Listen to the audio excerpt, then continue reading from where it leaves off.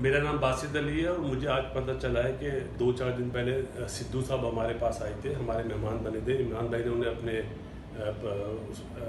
बुलाया था as a friend, और सिद्धू साहब को नहीं बुलाया था, कपिल पाल जी को भी बुलाया था, सनी भाई को भी बुलाया था। और उसके बाद आज ये पुतले जलाए जा रहे हैं सिद्धू साहब पे इंडिया में। मतलब देखा टीवी पे, सुना, बहुत अफसोस हुआ। तो भाई वो इंडिया के मेहमान बन के आए थे और यहाँ से जितनी वो इंडिया से मोहब्बतें लेके आए थे उतनी ही मोहब्बतें यहाँ पे हमारे पाकिस्तानियों ने भी दी है।